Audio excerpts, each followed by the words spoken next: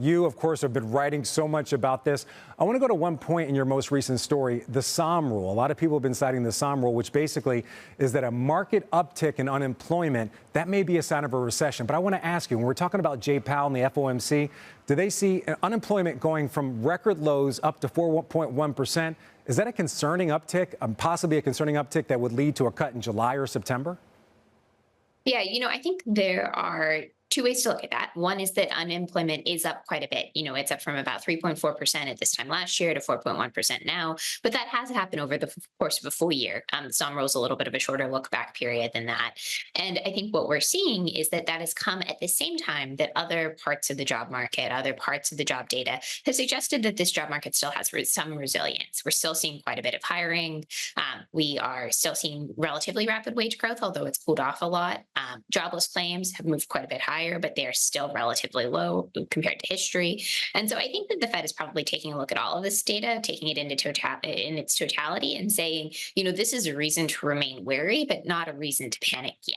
And so I don't think that this is anything like that trigger that they've sort of laid out of a substantial and surprising slowdown in the job market that could prompt them to sort of jump in there and cut rates immediately. But clearly this has to at least, make them feel more comfortable that if they should cut rates later this year, perhaps in September, or maybe after that, that would be a correct move and that they're not at a risk of sort of overheating this economy. The issue right now for them is very much cooling it down too much.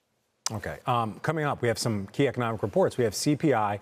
Headline CPI is expected to show a downtick. We also get PPI. The Fed's maintained they're data dependent. They need to see more inflation reports before making a decision. So how should we view these upcoming reports, especially because we're going to hear from Jay Powell over the course of 2 days before they come out? Yeah, so I think they're going to be really interesting reports, actually, because we're going to see something funny happen in the upcoming consumer price index reports, which is that we could see really cool monthly gains, but actually pretty sort of steady as she goes year-over-year gains. So we typically, when you read a news report on these numbers, they will quote the sort of 3.4%, 3.3% headline number.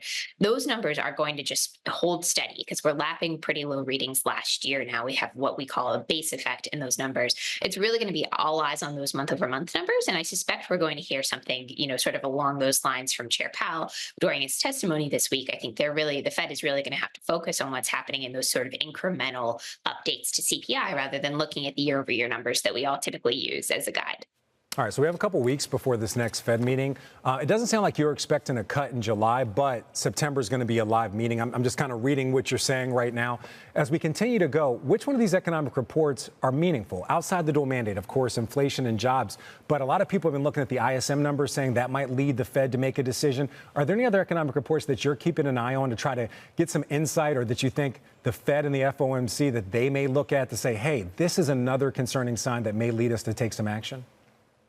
I think the report that's punching above its weight right now that people are really paying a lot of attention to at the FOMC is the Job Openings and Labor Turnover Survey, which we all colloquially call JOLTS. Job openings have come down pretty sharply. They ticked back up in this most recent reading, but they've been down quite a bit over the last 6 months, 12 months. And that means that if you have a weakening in the labor market, it might translate into rapidly translate into higher unemployment rather than just a cooling in job openings.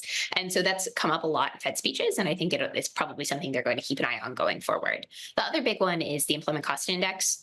They're really keeping an eye on what wage growth is doing. If wage growth falls a lot at this point, I think that would suggest to them that the labor market is in fact cooling quite a bit. So I think those are two big ones to keep an eye on.